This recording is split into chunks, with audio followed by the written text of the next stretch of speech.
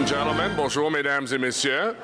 If I could ask members of council to take their seats, we'll begin the meeting in 1 minute. On va commencer la réunion dans 1 minute. We'll be starting in 1 minute.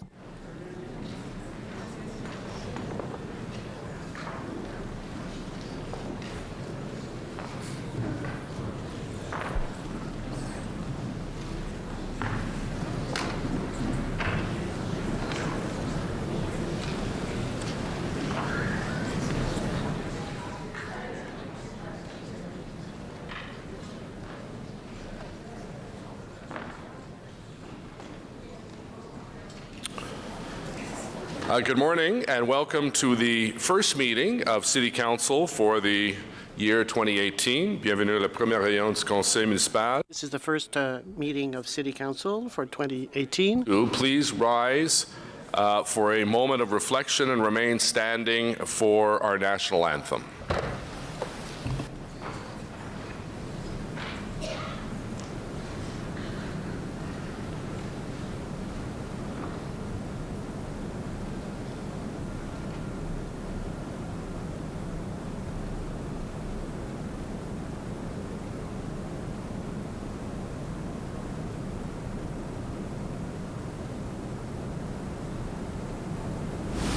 If you could remain standing, we'll ask our colleague, Councillor Eli El-Shantiri, to introduce some very special guests who have come from the West End to sing our national anthem. Conseiller El-Shantiri, s'il vous plaît. Thank you, Your Worship.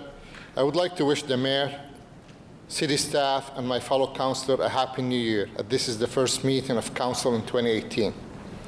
It is my pleasure to introduce the West Ottawa Ladies Chorus, who will be singing the national anthem for us today. The chorus originated from the group of 12 West Ottawa women in 2011. From the original 12 voices, the West Ottawa Ladies Chorus has grown to 40 to 45 members. Obviously, we cannot bring them all today here.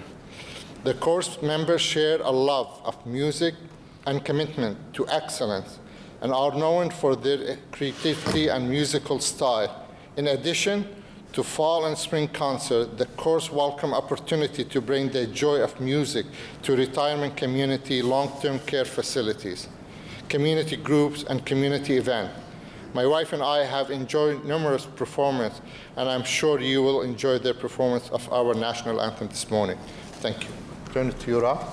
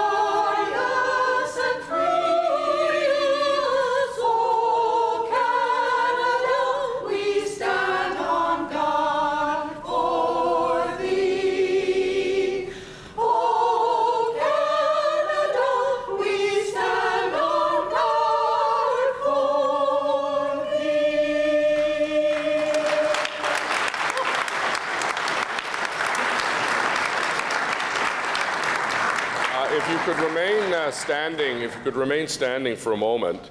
The City of Ottawa was saddened by the passing of former Member of Parliament and former Gloucester City Councillor Royal Galipeau this past Saturday. Monsieur Galipeau served in the position of MP for Ottawa-Orleans for close to 10 years and was a very passionate voice for his community. He was elected MP, député for Orléans in 2006, 2008 and 2011 federal elections, and he also had the honor of serving as the Deputy Speaker of the House of Commons. En plus d'être un champion pour l'Est, in addition to being a champion for the eastern part of the city, he was part of the Ontario Francophone movement. LRT out to Orleans. Monsieur Galipeau was also involved in municipal politics, serving as a city councillor for the municipality of Gloucester prior to amalgamation. In addition, he served as vice chair of the Ottawa Public Library Board. Monsieur Galipeau passed away after a battle with myeloma. I would like to, on behalf of Council and the citizens of Ottawa, extend my sympathies to Anne, his family and friends during this difficult time. En ces moments difficiles, This difficult moment, I would like to offer my sympathies to the Galipeau family. We're at half-mast in remembrance of Mr. Galipeau. Nous garderons de lui le souvenir de... We will keep the memory of this exemplary person and his work for the community. Alors, in respect and recognition and thanks to Monsieur Raël Galipeau.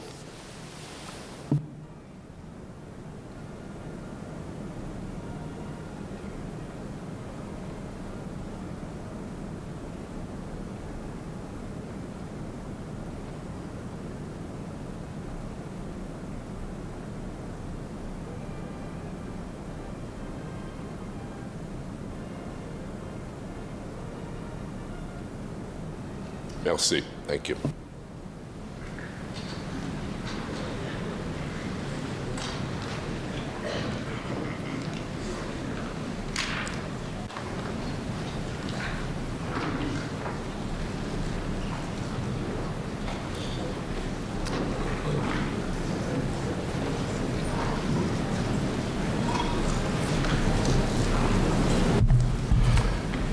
Thank you again to our wonderful choir from the West End. Merci pour votre participation. thank you for your participation in this meeting. I'm excited to welcome to this council meeting a group of delegates who are visiting the City of Ottawa from South Africa, who are here in the front row.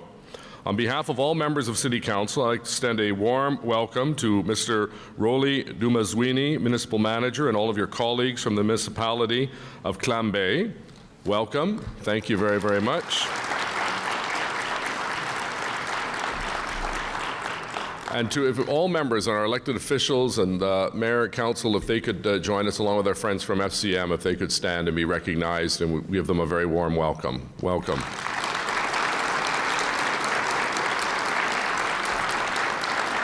Mulweni. This delegation is visiting Ottawa to work on Building Inclusive Green Municipalities project, which is sponsored by Global Affairs Canada and in collaboration with the Federation of Canadian Municipalities, and our friend Councillor Tierney is our representative on the board, and with South African Local Government Association. While the delegation is here, they will be visiting various City of Ottawa sites, including our water treatment facilities, waste collection facilities, recreational facilities, as well as other city landmarks. They're here to learn about the way we work, specifically our recycling programs, as well as to share knowledge and experience with us. On behalf of the City of Ottawa and my colleagues on City Council, I want to sincerely thank you for being here and partnering with us on this learning opportunity. This is an exciting partnership, and we look forward to seeing the outcome of the project, and we hope that the weather outside is not that far off from South Africa's weather, and it's not always this cold in Ottawa, trust me. So thank you very much. Bienvenue. Welcome. Thank you, Mr. Mayor. Lastly, I'd like to take this opportunity to welcome representatives of MIFO who are here with us this morning as part of their tour of downtown Ottawa. Bienvenue aux représentants du Mouvement d'implication francophone d'Orléans qui sont avec nous ce matin. Are here with us this morning. Thank you for taking the time to meet with us today. For a warm welcome, bienvenue. Merci pour votre bon travail. Thank you for your good work. Merci. It's now my pleasure to hand out today's Mayor's City Builder Award. I'd invite Albert Tang to the podium with me, along with Councillor Diane Deans from Gloucester Southgate, who is Mr. Tang's representative. Albert, if you want to just come here. Albert has brought lots of family and friends. Thank you very much for coming in such good numbers. Merci pour votre participation. I want to extend a warm welcome to the family, friends, and colleagues of Albert Tang who are here today. Albert is a true leader and active member of the Chinese community and the broader Ottawa community here in our nation's capital. He was on the board of the Chinese Community Association, the Chinese Building Association, and was a member of the Freemason Association. Albert has worked tirelessly for the community and has done much to help Chinese immigrants integrate into the area. He is well known in the community through his work with the Ottawa Chinese Community Service Centre and the great work that they do. Albert served on the advisory committee to publish a book about the settlement of Chinese immigrants to Canada. The book was written by Denise Chong and is now available in libraries, schools, and at public events. Albert's dedication to the community stems from his humble beginnings and his own experiences coming to Canada. As a young man, he arrived from Hong Kong over 40 years ago, and through hard work and dedication, he began to build a future in the country he loved. He worked very hard as a waiter until he started his own restaurant on Somerset Street, and he now helps other newcomers to settle well in Canada. Albert understands the importance of building a good relationship with China, and he continues to work with people who share an interest in creating business opportunities and promoting international understanding. He was involved in planning and building the spectacular Chinese Gateway in Chinatown and was successful in finding skilled builders to install this beautiful gateway directly from China. I'd like to take an opportunity, Albert, to thank you very much on behalf of Councillor Deans and all members of Council for the tremendous work you do and continue to do in the City of Ottawa. J'aimerais saisir cette occasion. I'd like to take this opportunity to thank Albert for his numerous contributions to the community in the City of Ottawa. Thank you for the great work. Merci. Come on out here and we'll get in the...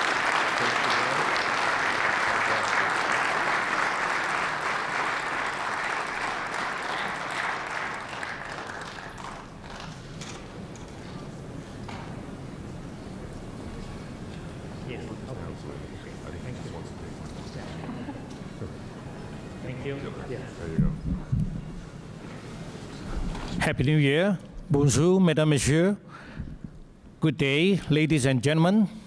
Good day, ladies and gentlemen. Thank you, the mayor, and also the city councillor.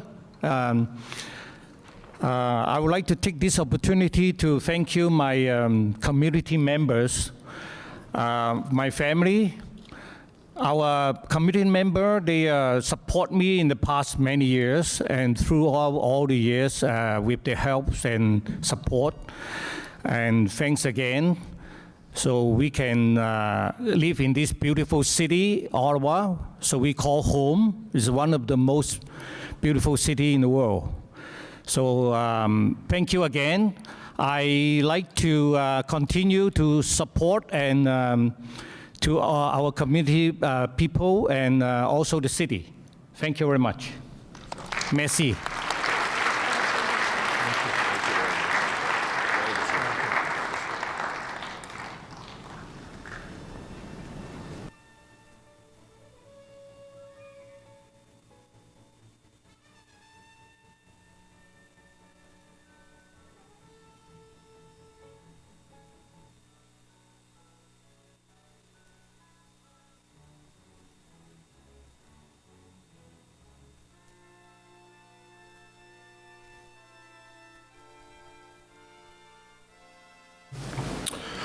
Well, good morning. The beginning of a new year always brings with it the opportunity to look back and acknowledge what we have accomplished as a city and as a council. It's an exercise I enjoy going through because it reminds us of the memorable events that have helped define our city in the last year and give us an opportunity to remember how our community came together. With our city growing at a fast pace and so many issues coming before us, it's easy to lose sight of the great community building projects that are constantly taking shape around us. Before I start, I would like to take a moment to acknowledge that we are on the unceded territory of the Algonquin people who have lived on these ancestral lands for millennia. I value our ongoing relationship with the surrounding Algonquin communities, Pikwakanagan, Kitigan-Zibi, and the Algonquins of Ontario, and I look forward to continuing our work together to improve the lives of our residents. I'd like to take a moment to point out and welcome Chief Kirby Whiteduck from Pikwakanagan, who has joined us today, and if we could recognize the Chief, and thank you very much for being with us here today.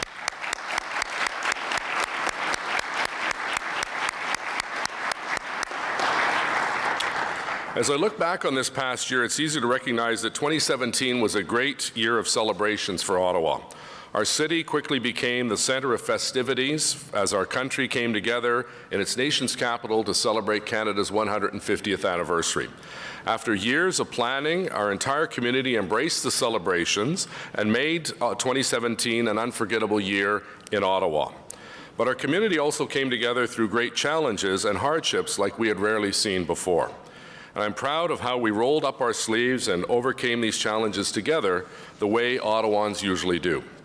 As we begin the fourth and final year of Council's mandate, I want to highlight some of the progress we've made together in 2017 over the last few years before I take stock of the work that remains for Council and our staff to achieve in 2018. As you might have guessed, what really stood out for me over the past year is the success of our Ottawa 2017 celebrations and the boost it brought to our city and to our local pride. There is absolutely no question that our Ottawa 2017 events had a significant impact on our local economy and our national and international reputation as a destination of choice. For example, the Conference Board of Canada report published in November indicated that Ottawa-Gatineau's economy will enjoy in 2017 and 2018 its strongest two-year period in the last 10 years. The report also forecasted that our region's GDP would increase by 2.5% in 2017 and another 2.2% in 2018, adding approximately 9,100 jobs to our economy. The study went on to say that in addition to an increase in jobs in the federal public service, as well as the benefits of significant infrastructure investments like the Confederation Line, our region's growth also benefited from an increase in tourism generated as a result of our 2017 activities. Ce fut vraiment une année formidable. It was truly a great year for our city and for our country. Destination for Canada Day celebrations. But for 2017, we made it an entire year to remember in Ottawa, highlighted by events that captured the imagination of hundreds of thousands of residents and visitors alike. Et nous avons reçu de l'attention sur la scène. And our efforts have received international attention. Recognized in the LA Times as being cool with a capital C, and the New York Times also featured Ottawa in an article recommending all the hip attractions and best restaurants that tourists with 36 hours to spend in our city should visit.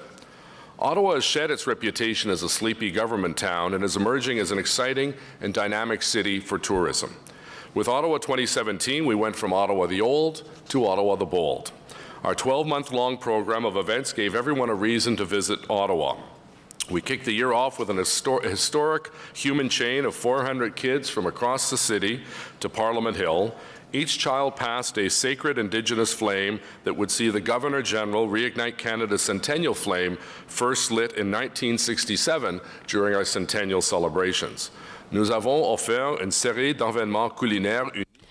We offered our residents and visitors a series of unique culinary events. Lifted groups 150 feet in the air to offer them a gourmet dinner or cocktails with the best view in the city.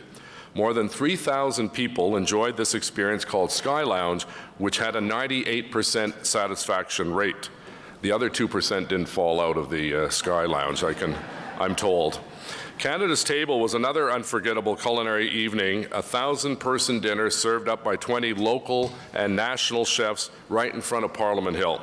This event had a 99% satisfaction rate, and this once-in-a-lifetime event sold out in 12 seconds. Throughout Juno Week, Ottawa threw a party and Canada brought the music. We managed to put a spotlight on Ottawa as a music city by hosting the 2017 Juno Awards, which were seen by more than 6.5 million viewers nationwide. And what a beautiful sight to see Juno Award winner Ruth B. perform beside the incredibly talented kids from Orchestra. We also took this opportunity to announce that the city would fund the development of Ottawa's first music strategy aimed at supporting our local artists, musicians, and producers. Councillor Leeper and the Ottawa Music Industry Coalition, or OMIC, have been hard at work consulting with stakeholders and developing this strategy, and I look forward to the recommendations in April. Of course, our sesquicentennial festivities included a celebration of everything winter, as well as our national sport, hockey. We dedicated an entire weekend to celebrating the 125th anniversary of the Stanley Cup, which was first presented by Lord Stanley in Ottawa. roughly at the corner of Sparks and Elgin, where the beautiful new Stanley Cup monument in Councillor McKinney's ward is located. For the occasion, we were joined by Gary Bettman, Commissioner of the NHL, as well as some NHL hockey greats. We hosted an exciting and scenic Red Bull crashed ice competition over the Rideau Canal locks between Parliament and the Chateau Laurier. Approximately 200,000 people braved the cold to join the crowd, 31% of whom were out-of-town visitors. On July 2nd, we held the historic interprovincial picnic on the Alexander Bridge, offering the best views of the National Capital Region. This sold-out event was a Canadian first, and 34% of the people who attended were from out of town. It was an honor to welcome the premiers of Ontario and Quebec in the middle of the bridge with my colleague and friend, Maire Pedneau-Jobin. And throughout the year, Ottawa Welcomes the World partnered with 85 embassies and high commissions to host an impressive 43 multicultural events at Lansdowne Park. These events surpassed our attendance projections and welcomed more than 232,000 students, residents, and visitors, all wanting to learn more about other cultures and Ottawa's rich diversity. This summer, we welcome more than 325,000 visitors to Continuum, an underground sound and light show designed in the Lion Station of the Confederation Line. And who could forget last weekend in July when we hosted La Machine and their two gigantic street performance creatures, Long Ma the Dragon Horse and Kumo the Spider. Ils se sont poursuivis à travers nos rues comme They battled each other through our streets as Long Ma sought to retrieve his wings, which Kumo had stolen from him. Performances that attracted 750,000 spectators and captured the imagination of every resident and visitor. It was a very special event, probably the event of the year for our city, and I'm very proud that we could deliver such an experience to such huge crowds. Last fall, residents and visitors were able to take in Miwate at Chaudière Falls and rediscover this stunning site and its spectacular illumination.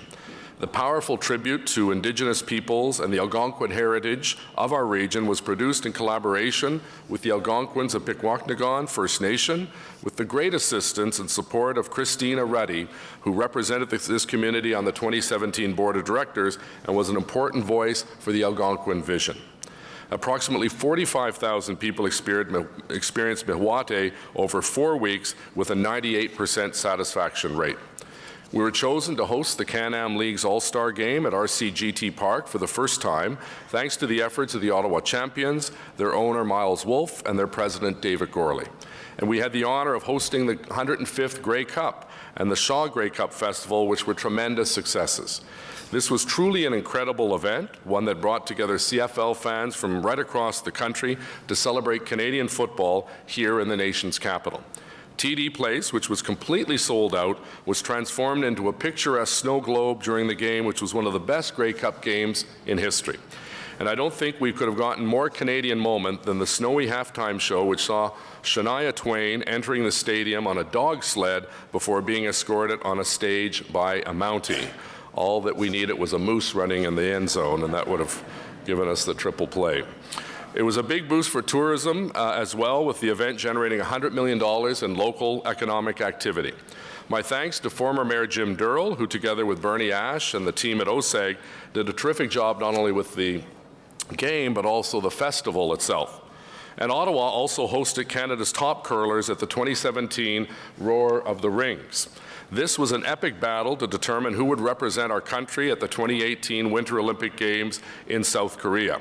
It was a fantastic result for our local team when Rachel Homan and her squad clinched the gold medal before an ecstatic crowd at the Canadian Tire Centre. And these local champions are now headed to South Korea next month, and I wish them the very best in their Olympic journey. And there's Councillor Kakish photobombing that picture right there. Finally, we capped off the year by hosting a very successful NHL 100 Classic on December 16th, which marked the 100th anniversary of the very first NHL game, and it recreated the historic 1917 match between the Senators and the Canadiens. Despite the bitter cold, it was one of the most well-attended sporting events our city has ever hosted. Now, I've only scratched the surface of all the wonderful activities that took place throughout the city to mark this special year in Canada's history. There are many other events that were put on by community associations, local service clubs, and arts organizations, events that brought neighborhoods together. And I want to thank all members of Council for their support of our 2017 initiatives over the past few years. These celebrations would not have been possible without your support and early commitment to the process. Ultimately, we leveraged our city's $5.8 million investment to generate significant funding from other levels of government and from our generous private sector sponsors like CIBC and Bell. And in the end, we delivered a $40 million program of major events and festivities for our residents and visitors alike. Nous avons tout travaillé ensemble pour livrer. We all worked together to deliver this memorable year for our city, and our residents are even prouder of Ottawa thanks to our efforts. Opportunity to thank our 2017 volunteers, 3,000 strong, who put in close to 25,000 hours to ensure that these events were a success. We would not have been able to pull this off without them. I also thank you to the volunteers. Some are in the audience today. I'd also be remiss if I did not acknowledge the outstanding work of our board of directors, some of whom are with us today, and the team at Ottawa 2017, led by our very capable executive director, Guy Laflamme. I know that every member of the team put in countless hours to make this a tremendous year in Ottawa, and you have succeeded. We have succeeded, rather, thanks to your efforts. Notre directeur général, Guy Laflamme. Our executive director, Guy Laflamme, and his entire team did amazing work, and we owe them all a warm round of applause. Jean Cloutier et Mathieu Fleury. I would like to thank Councillor Jean Cloutier, Mathieu Fleury, as well as Steve Ball, co-chair of the Board of Directors, who all played a key role in the planning and the exceptional delivery of these events. With the help of members of Council, we have managed to preserve a bit of the historic record of 2017. All of your communities have contributed mementos and keepsakes for the celebration, which have been placed in the 2017 time capsule. On February 20th of this year, we will be placing the time capsule inside the walls that make up this very building, with instructions to a future council to open it in 2067 during our country's bicentennial year. I know a lot of you will have changed by then, and unless I think 106, I won't be around. But I hope our future residents will get as much enjoyment from their discovery as we did this year. I also want to recognize our hospitality sector, our hotels, restaurants, shops, and attractions, who worked particularly hard throughout the year. You have been exceptionally busy, and I want to congratulate you on the professionalism that you brought to the job each and every day. I'm pleased to report for the first time that our full year numbers for 2017 now show an increase of an incredible 7% in average hotel occupancy rates. A Smith Travel report published this fall confirmed that Ottawa's hotel revenue growth outperformed every single city in all of Canada. This is great news. This is great news for the hotels, restaurants, and shops that benefited, and let's remember that Ottawa's hotels employ over 6,000 residents. Hotels in suburban centres like Orleans, Bell's Corners, Canada, and Barhaven, as well as airport hotels, saw their occupancy rates increase significantly through the year, while those in the downtown were at full capacity on a number of occasions and saw much higher revenues than usual. 2017 has also been a fantastic year for the Shaw Centre, which has welcomed almost double the number of conventions and delegates compared to last year. Congratulations to Nina Kressler and her team at the Shaw Centre for their exceptional efforts to solidify Ottawa's reputation as a great city to visit and to host outstanding events. And now, after 2017, we can add events like the Grey Cup, Red Bull Crashed Ice, La Machine, the NHL 100 Classic, and many other national and international sporting events to the list of successful events hosted here in the nation's capital. Au-delà des festivals et de leur impact. Beyond the festivities and their economic impact, Ottawa 2017 also brought social events. Point to the partnership that Guy Laflamme and his team delivered with the Ottawa Mission at Inspiration Village. When Guy reached out to Peter Tilley to offer the mission some space to showcase their programs, he quickly saw an opportunity to do much more, to give some of their former mission clients a chance to earn money, build their confidence, and slowly re-enter the workforce. The mission handpicked 5 individuals who recently graduated from their custodial program and who were looking for an opportunity to gain some work experience. What started as a simple work opportunity turned into a story of inclusion, personal growth, and self-worth. One that George, Wayne Yin, Pierre, Noah, and Carrie will soon not forget, and one that could change the course of their lives. Now we must work to sustain the momentum we have worked so hard to build in 2017. And with that goal in mind, we've already received some encouraging news leading into 2018. A few weeks ago, Taekwondo Canada announced that Ottawa will host the 2018 National Taekwondo Championships at the EY Centre in February. This national event is expected to attract 1,000 athletes, coaches, and family members to the city, as well as hundreds of visitors, generating approximately $800,000 in economic activity. We'll also be hosting the Canadian Track and Field Championships again this year at Mooney's Bay. Et nous allons continuer de miser sur des grands événements qui nous aideront à stimuler. We will continue to focus on major events that will help us stimulate our economy. The winning bids and hosting events have generated approximately $250 million for our hospitality sector and our local economy. But beyond identifying future opportunities for growth, we must also secure the funds to attract these events to Ottawa and deliver them successfully. And I'm proud to say that we have taken a crucial first step in that direction by working with our partners to implement the hotel tax, which will provide greater financial capacity for Ottawa tourism, and the Shaw Centre to attract more major events, conventions, and visitors, and thus creating more jobs in our city. I want to acknowledge that all our tourism partners, many of whom are with us here today, have joined us this morning, and I thank them for the great work in 2017 and for their continued effort to grow tourism in Ottawa. For the last number of months, a team from Ottawa Tourism, Ottawa 2017, and my office have been evaluating the success and sustainability of 2017 events to see which ones we can build upon and which ones could potentially be brought back in future years. A number of announcements will follow in the coming weeks and months as their efforts come to fruition. But in the meantime, I'm pleased to announce that Ottawa Tourism has already agreed to set aside funding to repeat Agra 150 in the summer of 2018. Offered in all 4 rural wards of the city, Agra 150 was a successful series of culinary events that brought residents and visitors out to farms in rural Ottawa. There, participants rediscovered how local food is produced in addition to enjoying farm-to-table gourmet meals on site. I'm very pleased to announce that after holding 43 very successful events under the banner of Ottawa Welcomes the World at Lansdowne Park, we will be repeating this rich cultural experience over the course of a week in July. Stay tuned for an upcoming announcement on the official program for 2018.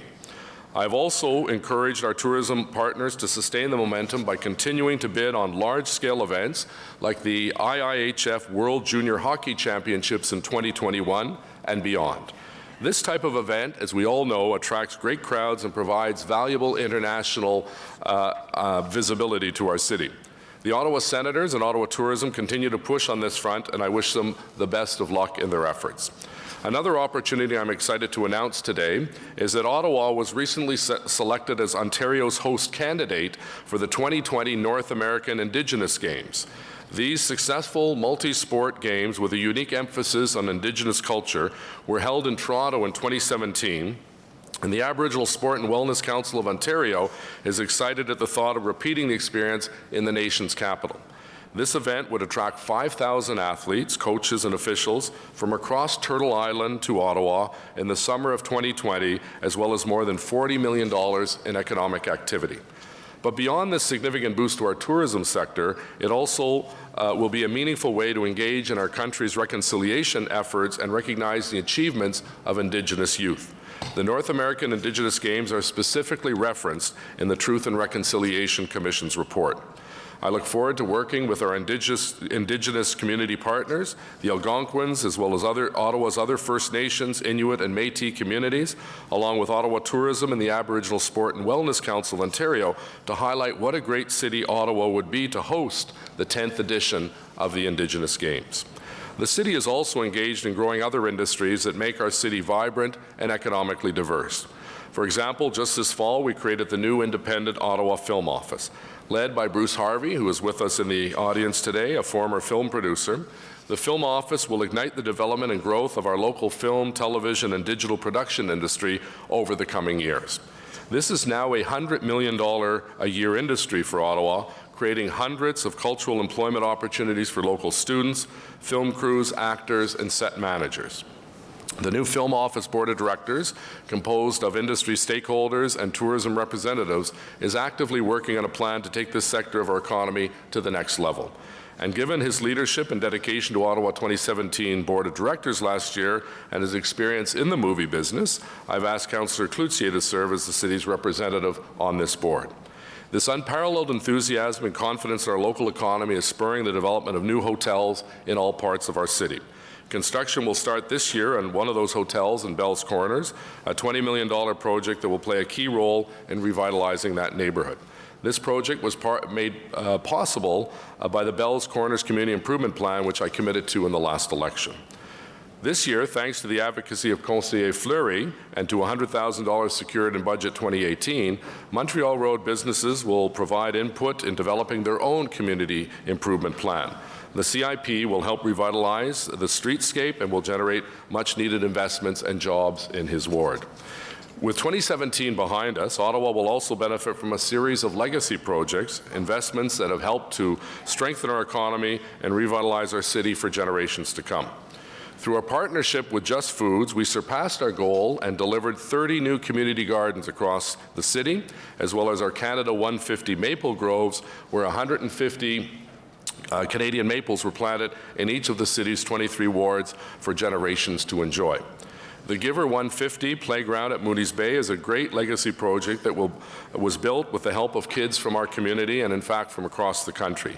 This unique park is a wonderful tribute to our landscape and to the regions of Canada, with stables, moose, fish, and snowshoes integrated into the playground. Since its opening, the Giver 150 playground has been extremely well received by the community in Councillor Brockington's ward, with dozens of families enjoying the unique play structures every day. Another facility that opened last year was the Innovation Centre at Bayview Yards.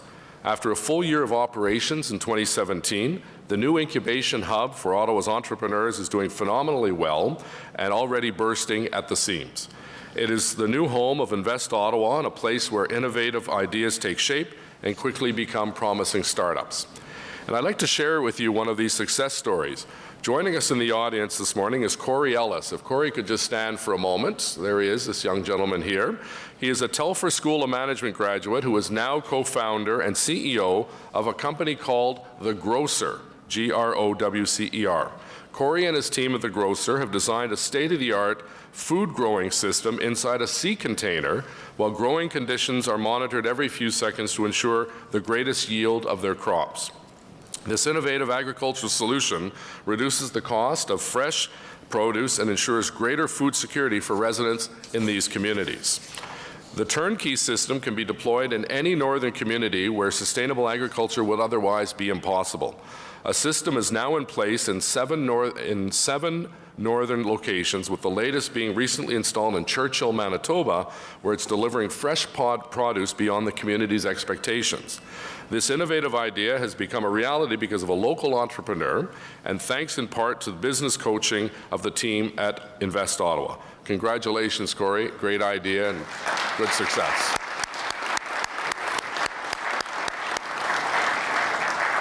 Plusieurs histoires à succès de ce genre ont vu le jour.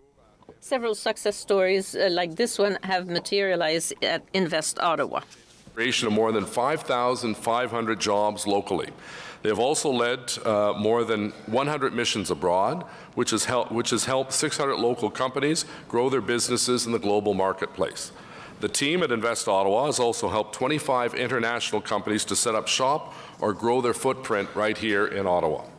In their quest to help local entrepreneurs and start and grow a business, they have worked with approximately 350 startups annually, with more than 30 every year finding themselves in the Accelerated program at the Innovation Centre at Bayview Yards. Another initiative spurring community collaboration is the House of Sport at the RA Centre, which we officially opened on January 18th. The House of Sport was developed jointly with the City of Ottawa and Ottawa Tourism to offer a home for a number of sporting organizations that help us attract national and international events to Ottawa. A successful sports industry strengthens our local economy by hosting major events, stimulating tourism, and attracting talent to Ottawa. I'm proud that the City of Ottawa supported this project with funding which made this project possible for Ottawa Tourism and the RA Centre to deliver. The House of Sport will help Ottawa maintain a competitive edge over other cities, and it will assist Ottawa tourism in its future bids to attract major sporting events. I want to thank Councillor Middick, our Sports Commissioner, who was an early supporter of this initiative. The new Ottawa Art Gallery, which is 3 times larger than the existing space, welcomed its first tenants in early January.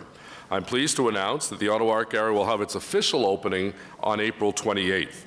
And this year, many local arts organizations will be able to take over their facilities and the redeveloped Arts Court. This includes a new black box theatre developed in partnership with the University of Ottawa. This $100+ million redevelopment is a lasting investment in arts and culture, one that will become a hub and the heart for Ottawa's arts community in decades to come. And I know we have a number of our friends from Arts Court and the Art Gallery, and we thank them for their dévouement and their commitment to this project. Merci beaucoup à toute la communauté d'art.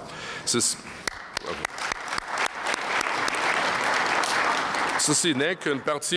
This represents only part of the growth that will help the art community. A renewal of $150,000 in new funding so that arts and cultural organizations can work together to create a strategy that will define the future of Ottawa's cultural sector in years to come. There's also great potential awaiting Ottawa with the development of Le Breton Flats. I look forward to working with all our partners in the coming years to ensure that this prime, undeveloped land site becomes a major city attraction for all to enjoy. I'm pleased that just last Thursday, this project passed a significant milestone when Rendezvous Le Breton and the NCC reached an agreement in principle to move forward with the development of the site. I'm very pleased to welcome Mark Seaman, the new chair of the NCC, and thank him very much for his great leadership on this project. Merci beaucoup, Mark.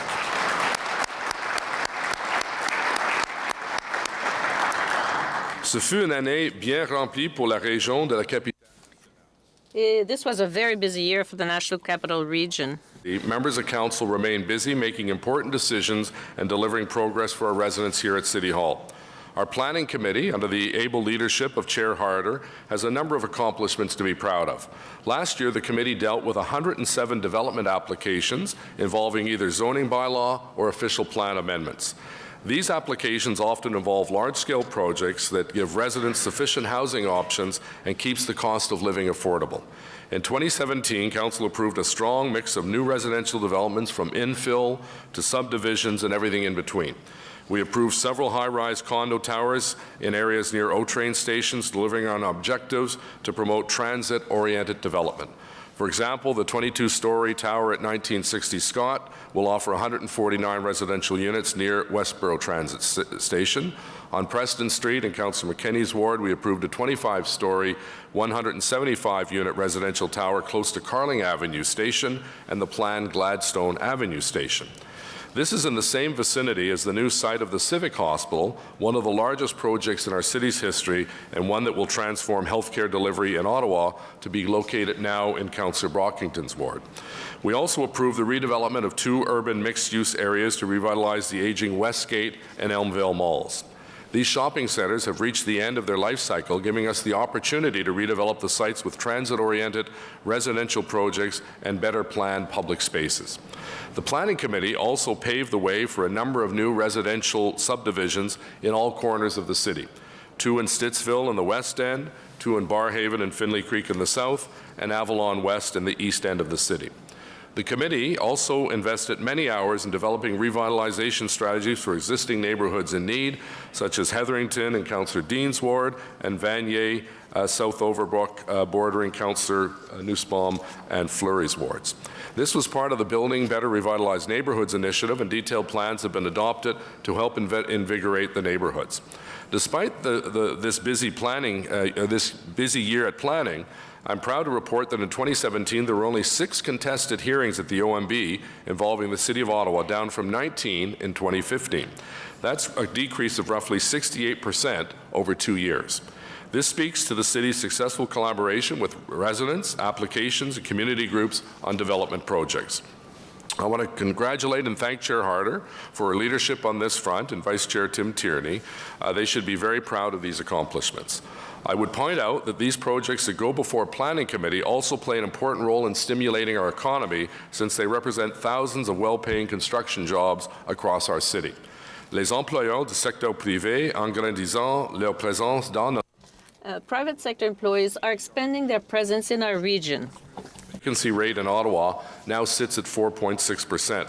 This is the 10th straight quarter of declining vacancy rates in our city and the lowest since 2006, which has the sector looking to build new capacity to meet the demand.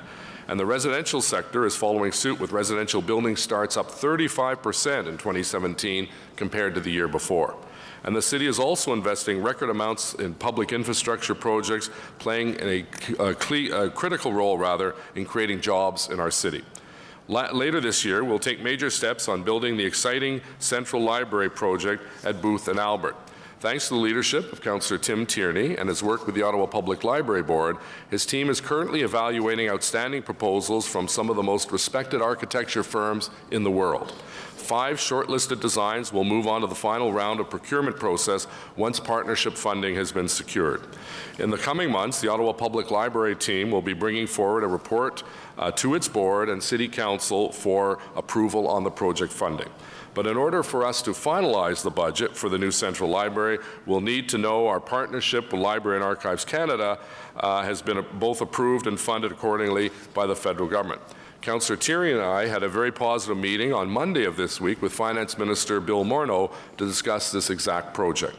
J'ai bien hâte de passer à la prochaine étape. I'm very much looking forward to the next step in this community building project. Station, making access easier for all its users. And we'll work with Councillor McKenney to ensure the facility has state-of-the-art connectivity to our pedestrian and cycling networks to better serve residents. Towards that end, 2018 will see 15 kilometers of new cycling infrastructure added to our cycling network, helping us to reach our goal of adding 72 kilometers of cycling facilities in the city's growing network by the end of this year. Over this term of council, we have invested $80 million to expand our cycling and pedestrian infrastructure in all parts of the city. These are historic investments in cycling and active transportation, and I'd like to thank Councillor Keith Eglai for his leadership and commitment to improving active mobility in our city. We know that cycling can become an important link for commuters wanting to use our new LRT system when it opens later this year. These investments can also help us increase safety for both cyclists and drivers who share our roads. For example, a recent safety audit of the Laurier Avenue bike lanes revealed that overall, segregated bike lanes in our city have reduced collisions involving pedestrians by 50%, collisions with other cyclists by 30%, and motor vehicle incidents have decreased by 10%. I'm pleased the construction has started on the Rideau Canal cycling and pedestrian bridge that will link 5th Avenue to Clegg Street. This facility will be a great asset to improve connectivity for Old Ottawa East and Main Street residents wanting to get to and from Lansdowne Park and the Glebe. This $21 million project is a great example of what we can accomplish when all 3 levels of government work together to fund important infrastructure projects. I'd like to thank Ministers Catherine McKenna and Yasser Naqvi for delivering on this exciting project that will benefit their Ottawa Centre residents and residents from across the city. Another great example of what can be achieved by working together with our federal and provincial counterparts is our light rail transit project. Thanks to the collaboration of all 3 levels of government, not only will Stage 1 of LRT come into service later this year, but we have already secured funding for Stage 2 for this city building project. Because of Council's commitment to the Confederation Line and Stage 2 of LRT, the provincial and federal governments are both investing with confidence in the future of transit in Ottawa. And we had the pleasure of welcoming Prime Minister Trudeau at our train assembly plant at Belfast in June for his announcement of the $1.16 billion federal share of funding for Stage 2 LRT. This project, as we all know, is not only the most transformative since the Rideau Canal, it will also be the most environmentally valuable project in our city's history. Once fully implemented, LRT Stages 1 and 2 will reduce greenhouse gas emissions by over 200,000 tons annually. I want to thank Councillors Taylor, Wilkinson, Hubley, Caudry, and El Shantiri, as well as Chairs Blais and Eglai for their efforts in committing $3 million to fund the EA for LRT from Bayshore to Canada, a study that is underway this year. Thanks also to the leadership of Canada Carleton MP Karen McCrimmon, this study is being cost-shared with the federal government. Cette année, nous verrons finalement les résultats. This year, we will finally see the results of our work and our investments. Although this will be a big year for transit transformation in Ottawa, we maintain our efforts to plan for the future. In just over a week, Mayor Maxime Pedneau-Jobin and I will hold our first meeting of the Joint Working Group on Transportation right here at City Hall. I look forward to working with Mayor Pedneau-Jobin as well as my colleagues Chairs Blais and Eglai to see how our two cities can better integrate our transit services and large transportation projects. But building our city is not just about construction, it's also about preserving and protecting our heritage and what makes Ottawa a great place to live. On this front, I'm proud of the work that Councillor Nussbaum, Chair Harder, and I have accomplished in the last year working with the Heritage Matters Task Force on behalf of the heritage community. The task force has been meeting to review the progress of important heritage issues and help set priorities and establish next steps. Later this year, with the guidance of the task force staff, we will be bringing forward a recommendation to Council regarding possible heritage incentives that would help prevent demolition by neglect, as well as enhance and modernize the current heritage grant program to streamline and process and cut red tape. And the city's conservation efforts are not limited to buildings. They're also about preserving our city's natural heritage and its environment. Thanks to Councillor Caudry's efforts, the city recently used $1.5 million from the Environmentally Sensitive Lands Acquisition Fund to protect roughly 5 hectares of Shea Woods, a recreational green space that is very popular with the residents of Stittsville. Our Environment and Climate Protection Committee, under the leadership of Councillor Chernyshenko, has been hard at work focusing on efforts to reduce the city's energy consumption and carbon footprint in the fight against climate change. Along with our investment in Stage 1 and Stage 2 of LRT, new buses for our transit system and our cycling network, we will be investing more than ever to become more sustainable and protect our environment.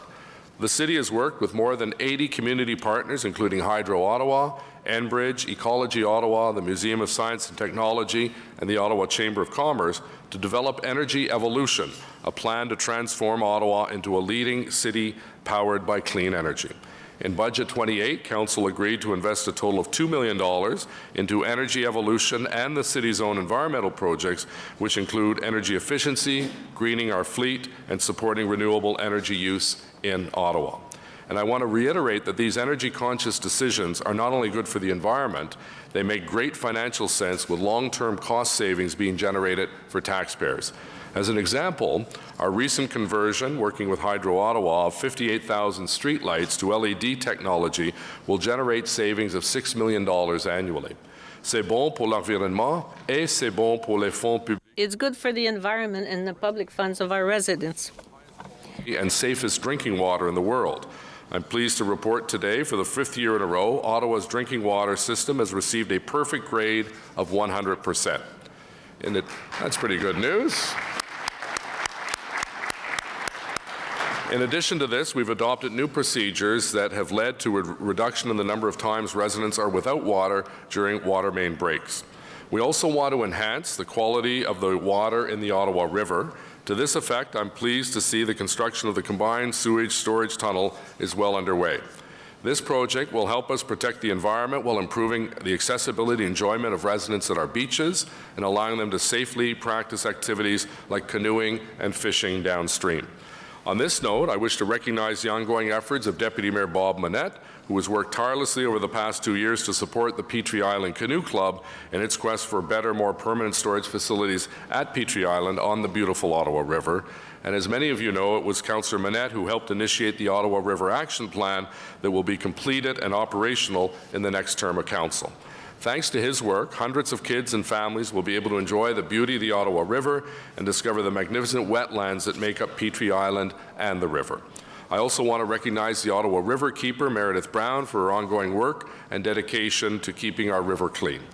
Many of the systems that increasingly help us achieve these energy savings are powered by smart city solutions. This is why we adopted our Smart City Strategy, Smart City 2.0, this past November, to give us an overall view of how we can improve our systems to better serve residents and leverage cost savings. I want to thank our 3 sponsors, Councillors Hubley, Tierney, and Harder, for their commitment to realizing this initiative. Smart City 2.0 is centered on 3 goals: a connected city, a smart economy, and an innovative government. In 2017, the city continued to grow its open data program, adding 15 new data sets, which brings the total to 150 currently available through the city's open data catalog. As a specific example, the city recently issued an RFP to procure a citywide mobile application in 2018. The first release of this mobile application, which will be available for both Android and Apple devices, will allow residents to report any service requests like a damaged street light or a pothole from their phones, while including photos and enabling tracking of those specific requests. From a client perspective, this means being able to access city services through their mobile device anytime, anywhere. Our investments in innovation will help us stimulate our economy. So we have here in Ottawa's Technology Hub. Last March, I led a mission with a number of members of council to Queen's Park, and along with our partners in the high-tech sector, and Michael was there from Invest Ottawa and others, our colleagues from colleges and universities joined us. We highlighted Ottawa's potential in the development of next-generation networks and autonomous vehicles, and we've had impressive results so far. In October, Ottawa became the very first Canadian city to launch testing of an on-street autonomous vehicle commuting with live city infrastructure. And I want to thank Councillor Wilkinson. I don't think you can see her, but she's in the back seat, not driving, but because it was autonomous. But that day, I think, Marianne, there were probably 3,000 or 4,000 people lining the street to see it. I know Eli and Shad and others were there, and Alan. It was a great, great event. And if we can count on a recent statement by Tesla CEO Elon Musk, humans will eventually be banned from driving because we're apparently too much of a danger to ourselves. Another example of our potential is the project that Councillor Harder has been working and leading over the past year, Precision Agriculture, Ottawa's involvement in the Smart Agri-Food Supercluster. Councillor Harder's small but mighty team, made up of staff from the city, Invest Ottawa, and the federal government, has learned that Ottawa is capable of supporting the tech-driven agri-food revolution that is currently underway. As you may have heard, global food demand will increase by 70% between now and 2050. Our region, because of its talent base, our roughly 2,000 farms, and our proximity to the federal government, can support the cross-sector innovation the industry needs.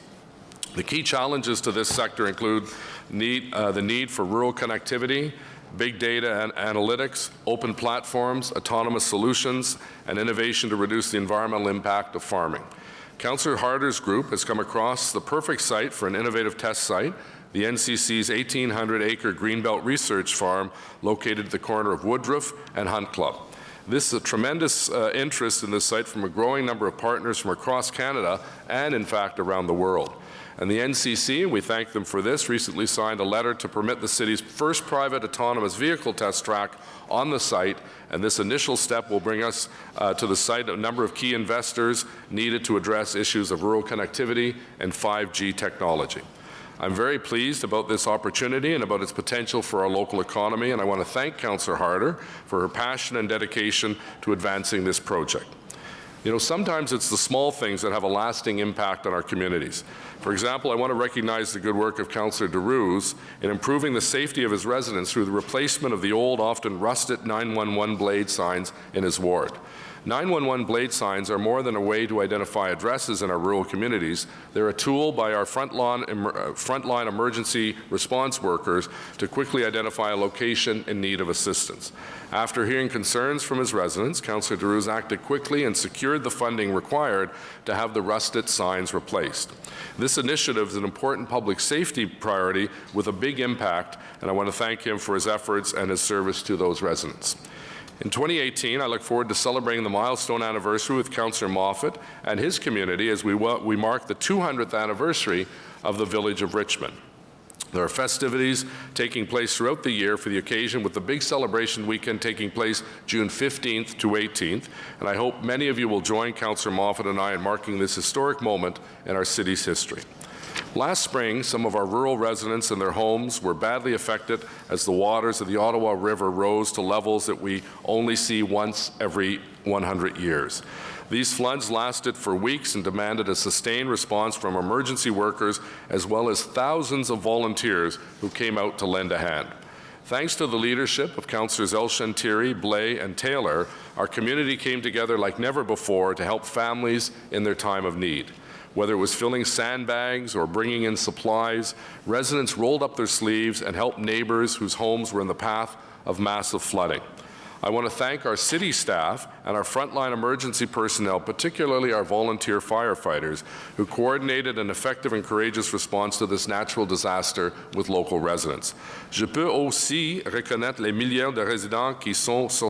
I also want to recognize the thousands of residents who came out to help the neighbors. To recognize their efforts, I'm pleased to announce that in collaboration with Councillors El Shantiri, Terli, and Blais, the city will be holding a community gathering later this year, both to mark the first anniversary of these events and to offer a sincere thank you to our dedicated volunteers for their assistance. This type of community effort requires the support of many city services, and we need to make the right investments to ensure that we can respond to help our residents when they face this level of hardship. And I'm proud that we have continued to increase our investments in our core services. Although Ottawa remains one of the safest cities in Canada, we have witnessed a recent increase in gun violence, and we need to do more to keep our streets and residents safe. In light of this, I'm pleased that we are strengthening our commitment to public safety by hiring 25 additional police officers this year for a total of 75 new officers this term of council. Our men and women in uniform play a critical role in the lives of our residents in keeping our children and families safe. In light of the recent shootings, I called a meeting last Friday along with Councillors El Shantiri, Deans, Harder, and Condrey, along with Chief Bordelot, so he could outline our city's ongoing efforts to tackle these issues. Chief Bordelot, who is with us here today, took the opportunity to assure us that his members from across the force are actively engaged in this issue of guns and gangs, and we know they are sparing no effort. We will keep a close eye on their hard work over the coming months, and by working together with the community, I'm confident we can fight the violence that is affecting our community.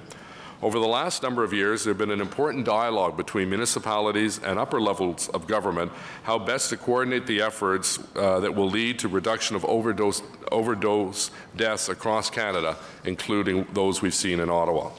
What is clear is that we need to see real change by working with our community partners on a nimble and responsive strategy that includes mental health promotion, prevention of drug use, as well as community withdrawal and treatment services for those who want and can benefit from them.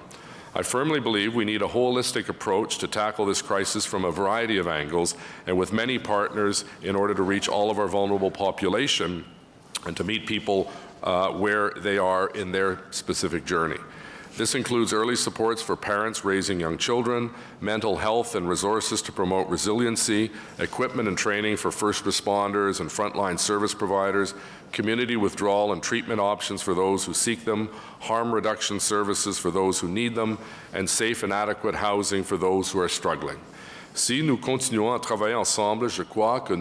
If we continue working together, I believe we can make a major difference. Sir Condrey and the Board of Health for their leadership and capable handling of this complex file. Although our efforts to date have played an important role in reducing overdoses in our community, I believe that there is much more that can and must be done to get our most vulnerable residents back on their feet.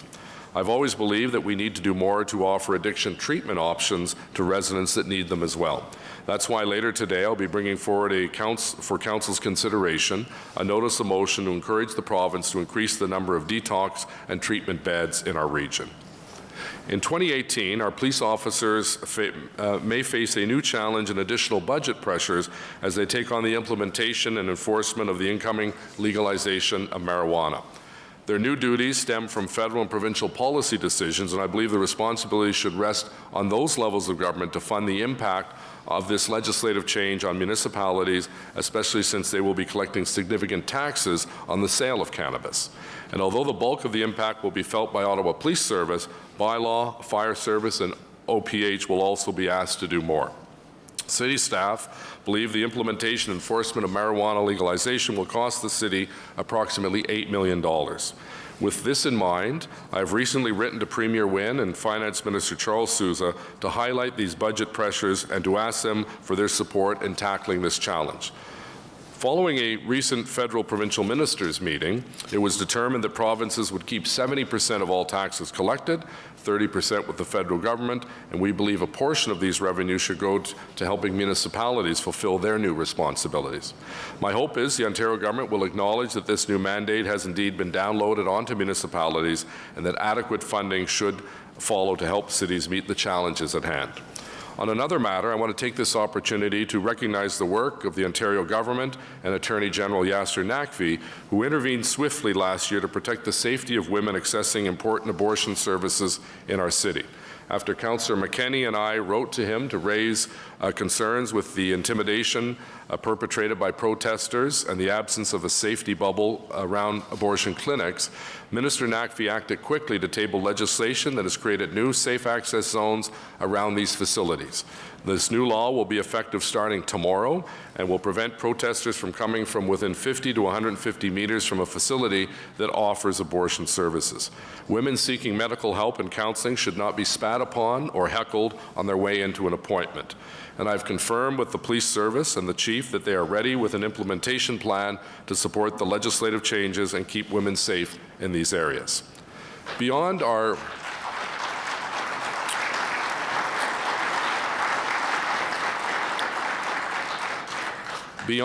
women and men in uniform, technology can also play a crucial role in making our community safer. In the last election, I committed to installing 20 new red light cameras. I'm pleased that we have successfully installed 14 of these, and the remaining 6 are currently being implemented and will be installed by the fall. Red light cameras installed at key intersections have led to a reduction of more than 50% in dangerous right-angle collisions, as well as overall decrease of 43% in injuries. And they're more than a simple deterrent to running red lights. They provide roughly $5.1 million that was reinvested in the city in 2017.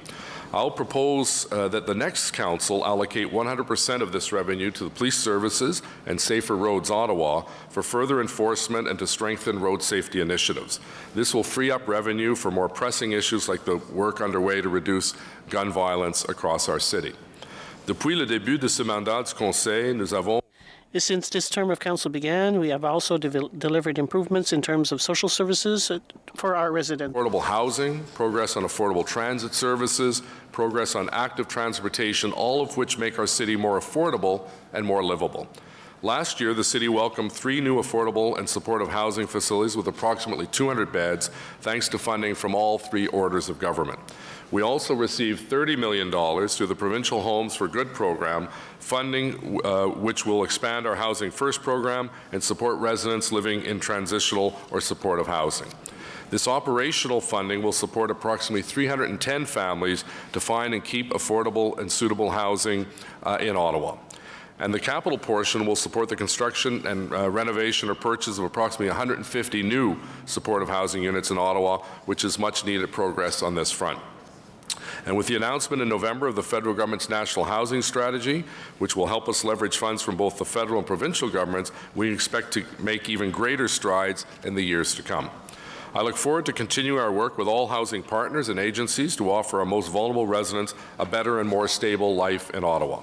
I want to thank Councillor Taylor, our Council Liaison on Housing and Homelessness, and the Chair of CPSC, Councillor Diane Deans, as well as our staff at the City of Ottawa, Ottawa Community Housing, and our not-for-profit partners for their work and leadership on this complex and challenging file. At an upcoming CPSC meeting, we'll be reviewing our progress on the city's 10-year housing strategy, and I look forward to this important discussion with the community. Housing is a necessity of life, and everyone should have the right to have a roof over their head. This is on everyone's mind, and 2 students from Sir Wilfrid Laurier Secondary School in Councillor Monette's ward, Hamad and Zamarik, recently wrote in to bring this to our forefront. I think Hamad and Zamarik are with us today. Could they stand for a moment? Right there. Thank you very much for being here. Welcome. Bienvenue. They conducted some research as part of their civics class and were shocked to learn that 140 of the 770 homeless veterans in Canada were here in Ottawa. Ils m'ont dit avec conviction, nous devons They emphatically told me we must change this. recognize the sacrifices that these men and women in uniform have made to defend our country and want to find a way to help them. They also pleaded with me to bring attention to their plight by raising the issue in a high-profile speech, and I'm pleased that I can lend them a hand today. And thinking about this and the importance of DND's presence in our city, I've asked Councillor Middick to become the city's first ever liaison for veterans and military issues. With an active service population of 23,000, we're the largest Army base in the entire country in Ottawa, and more than 53,000 veterans and their families living in our city, many in the East End. It's important now than ever to make sure that we deal with this important community to ensure they're receiving the support it needs from the city. Councillor Middick's mandate will be to solidify our important relationship with the military and our veterans community by attending their events and association meetings to hear their concerns, as well as being their champion right here at City Hall. I want to thank Councillor Middick for taking on this important mandate. I know he'll be dedicated to the cause and deliver for this community that has always been near and dear to him. Thank you, Councillor Middick. Merci.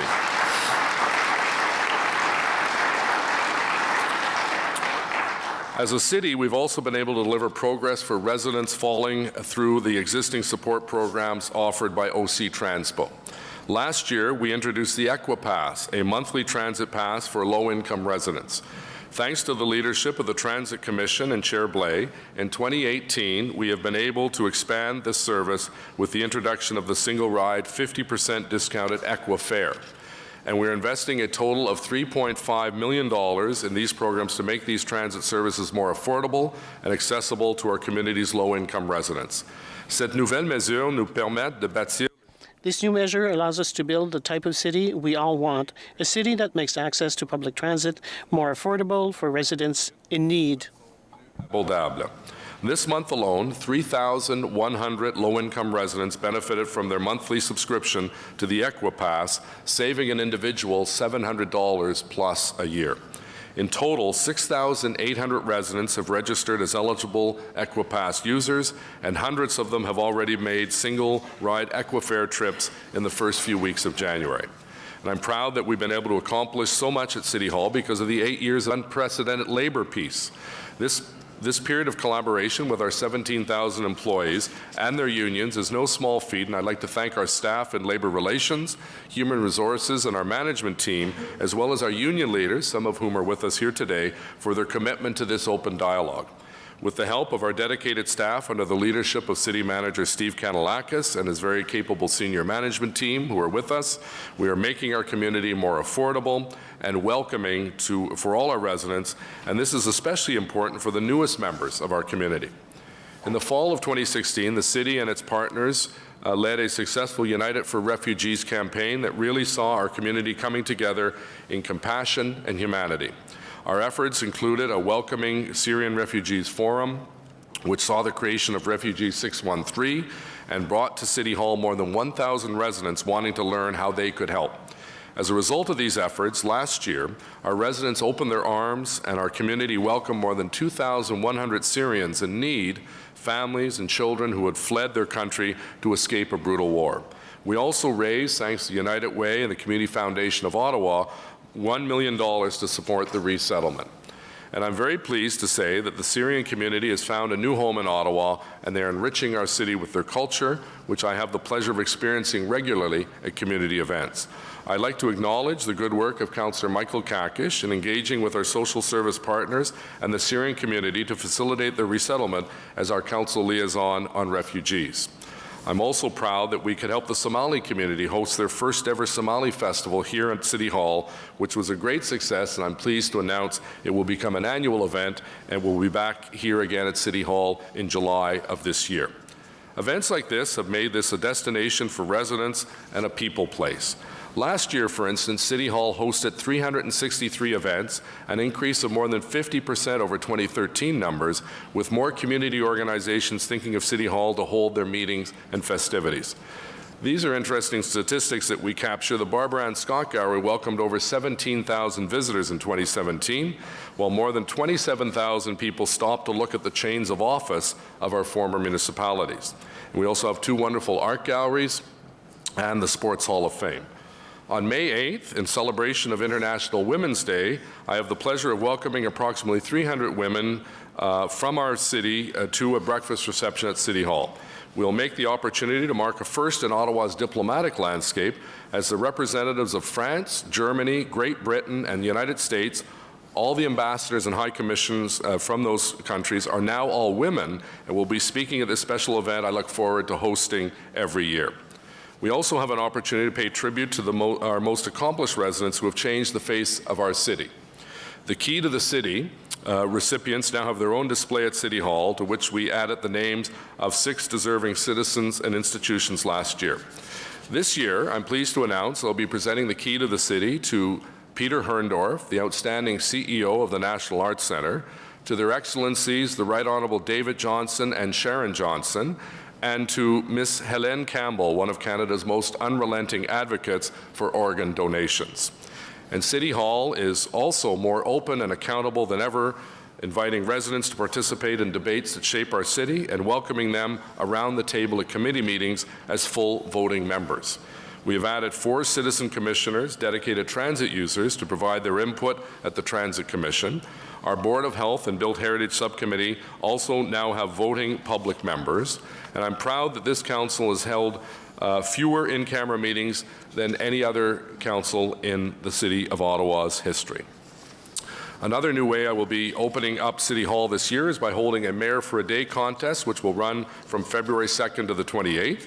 This contest was suggested by the Youth Ottawa's Youth Engagement Committee and will be open to high school students in grades 9 to 12. Those who want to participate can submit their best 3 ideas to improve the City of Ottawa in a 3-minute YouTube video or a 1,000-word essay. 2 contestants will be selected to join me at City Hall to experience a day in the life of the Mayor of Ottawa. You know, I truly believe that there is no better time to be living in our city. In fact, our quality of life is the envy of many cities around Canada and the globe. A report published last year by Deutsche Bank ranked Ottawa as the best Canadian city to live in, based on 8 factors like cost of living, healthcare, safety, commute time, and pollution. Our region added 3,300 new net jobs in December, and this hiring by local employers brought our unemployment rate down to 5.5%, the lowest rate since April 2017. Money Sense crowned Ottawa the best place to live in Canada for a 2nd year in a row, and in explaining to its readers, Money Sense stated, and I quote, "There are some cities that simply have it all, and for the 2nd consecutive year, that place is Ottawa," end quote. And we garnered many of these recognitions by keeping the cost of living in Ottawa affordable to our residents. This affordability relies on many factors: reasonable rents and housing prices, good-paying jobs, low inflation, but governments must also do their part to ensure low taxes for their residents. And I'm proud that we are doing what we can to maintain tax increases at a low and predictable level. I also want to thank Councillors Hubley and Cloutier for their hard work as Chair and Vice Chair of the Audit Committee and the important follow-up work they are engaged in to ensure best value for taxpayers' dollars. Avec le budget 2018, nous gardons pour Budget 2018 marked the 5th year in a row that we have kept our commitment to capping tax increases at 2%, a promise we all made in the first year of this mandate. I believe we've made great progress and the right investments to improve the lives of our residents. Ottawa's future is promising, and I look forward to working with all members of Council in 2018 to keep up this progress and momentum we have created together. Ladies and gentlemen, the state of our city is very good, and its future potential is unlimited. As Eleanor Roosevelt once said, quote, "The future belongs to those who believe in the beauty of their dreams," end quote. Let our dreams ignite our future for an even better Ottawa. Thank you. Merci beaucoup.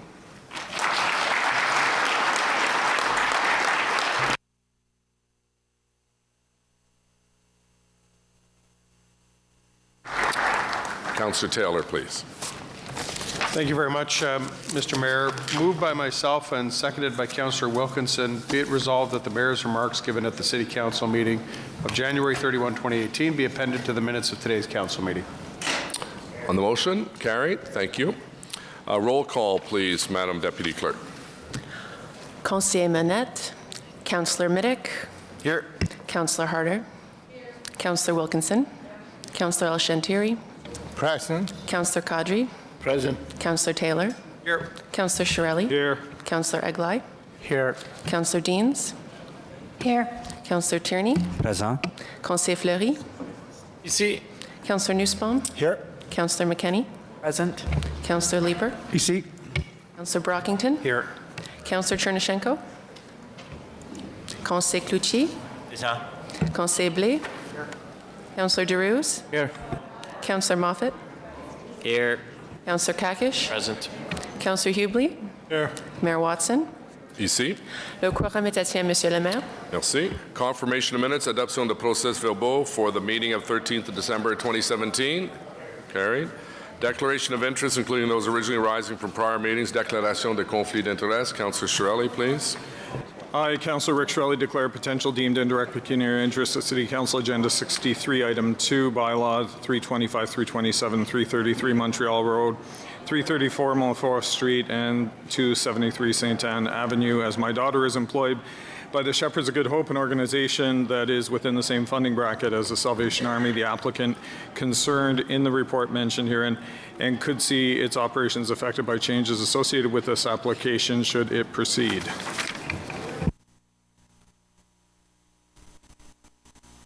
Okay, thank you. Any other conflicts?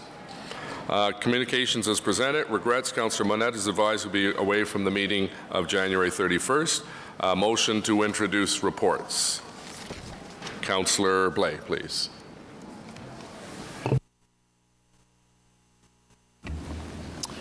The planning report 57 and the report from the city clerk and solicitor's office entitled Summary of Oral and Written Public Submissions for items subject to the Planning Act explanation requirements at the City Council meeting of December 13, 2017 be received and considered. Carried. Committee reports. Report Planning Committee number 57, official plan and zoning amendments Rochester Field, modification au plan officiel règlement de zonage près Rochester. I believe Councillor Harder. Moved by myself, seconded by Councillor Leeper. Be it resolved that item 1 on City Council Agenda 63, official plan and zoning amendments Rochester Field, be deferred for consideration at the City Council meeting on Valentine's Day, February 14th, 2018. And that's seconded by Councillor Leeper. Yes. On the motion? Carried. Thank you. Item number 2, bylaw with respect to 325, 327, 333 Montreal Road, and 334 Montfort Street and 273 St. Anne Avenue. Règlement municipal 325, 327 et 333 Chemin de Montréal et 334 Rue Montfort et 273 Avenue St. Anne. Councillor Shirelli has left the table. Carried. Carried. Dissent by Councillor Fleury. Item number 3, official plan and zoning bylaw amendment 1026, 1038, 1040, 1050, and 1054 Hunt Club Road. Carried. Dissent by Deans, Eglai, and Brockington. Zoning bylaw 737 Silver 7 Road and 15 Frank Niebuhr Place. Modification au règlement de zonage 737 Chemin Silver 7 et 15 Place Frank Niebuhr. Carried. Item number 5, motion inclusionary zoning submission to Ontario Ministry of Municipal Affairs. There's a replacement motion. Councillor Leeper, would you like to introduce the replacement motion and explain what the difference is, please? Thank you, Mr. Mayor. First, congratulations to the city staff and to Chairs Deans, Harder, and Taylor for putting this document together on inclusionary zoning. It could potentially be a very important tool as we try to keep our city affordable for all. The original staff report had a section 4 that spoke to the long-term affordability of units built under the regime that I felt working with staff could be more positively worded. So you'll see wording in the revised appendix that is largely in the same vein as what was initially proposed, but with a more positive statement at the start. And there was language that snuck through to the Planning Committee document around whether or not affordable housing, or inclusionary zoning would be an appropriate tool in the area of transit stations. Working with our head planner, Stephen Willis, it was determined that that language didn't need to go through, in keeping with the intent of of what staff intended to propose at Planning Committee, that language has been removed. I don't know if you want me to read the entire motion. I'm going to presume not. The motion is, therefore be it resolved that Council approve the comments to the Ontario Ministry of Municipal Affairs and Ministry of Housing on its proposed regulations on inclusionary zoning as described below and as further detailed in the staff technical submission set out in the revised Appendix A to this motion. A, that the regulation include a companion inclusionary zoning regulation addressing rental housing. B, that the Province of Ontario recognize current municipal investments and incentives for affordable housing and reconsider the requirement for municipalities to offset 40% of the costs through specified incentives, as this would impede current programs municipalities are offering. C, that the Province of Ontario provide funding to municipalities to offset the costs of implementing the regulation. And D, that municipal decision-making be permitted in key provisions such as unit set-aside rates, off-site replacement restrictions, and equity sharing models. And be it further resolved that Council direct the City Clerk and Solicitor to forward a letter to the Ontario Ministry of Municipal Affairs and Ministry of Housing with a copy of this motion and the staff technical submission attached as the revised Appendix A for their information and consideration. And be it further resolved that Council direct the General Manager, Planning, Infrastructure and Economic Development or his designate to follow up with the Ministry on any additional procedural and technical concerns, to continue work with the Ministry to communicate possible impacts, and to incorporate consideration of the new legislation on inclusionary zoning in any relevant upcoming studies and reviews, including the R4 review and preparations for the next official plan, and report out to the Planning Committee and Council as appropriate. Again, Mr. Mayor, I think that the document that is before Council has a few tweaks in it that I've been fortunate to work with staff and my colleagues on. I do hope that colleagues will support this document. It is in the vein with what housing advocates and municipalities across the country are providing by way of feedback to the province on inclusionary zoning. Thank you. Thank you. So, Mr. Willis, you're okay with the changes from the staff perspective? Yes, Mr. Mayor, we are. Okay. On the motion, replacement motion, carried. Thank you to all who had a hand in that. Appreciate that. Does anyone wish to remove anything from the bulk consent agenda? On the bulk consent agenda as presented, carried. Disposition of items approved by committee under delegated authority suite à donner des articles ratifiés par les comités en vertu du pouvoir délégué, received. Motion to adopt reports, Councillor Blais, seconded by Councillor Nussbaum, please.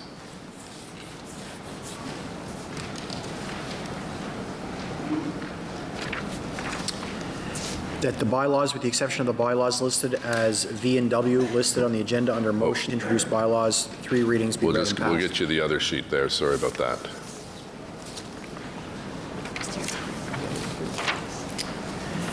That Planning Committee Report 57 and the report from the City Clerk and Solicitor's Office entitled Summary of Oral and Written Public Submissions for Items Subject to Planning Act Explanation Requirements of the City Council meeting of December 13, 2017 be received and adopted as amended.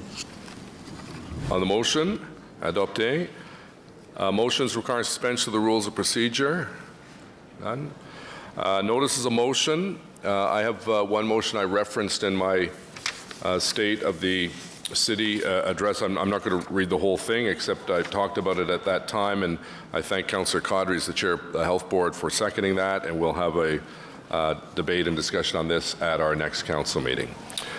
Councillor Fleury also has a notice of motion, I believe. I'd like to introduce it, Councillor, please. Yes, Mr. Mayor, whereas the zoning details for the report, it's the actual report number here, but this is 333 Montreal Road, recommends that all shelter use be permitted on the subject land to a maximum size of 900 square meters in gross areas, whereas where Council approved on November 22nd, 2017, a change to document 3.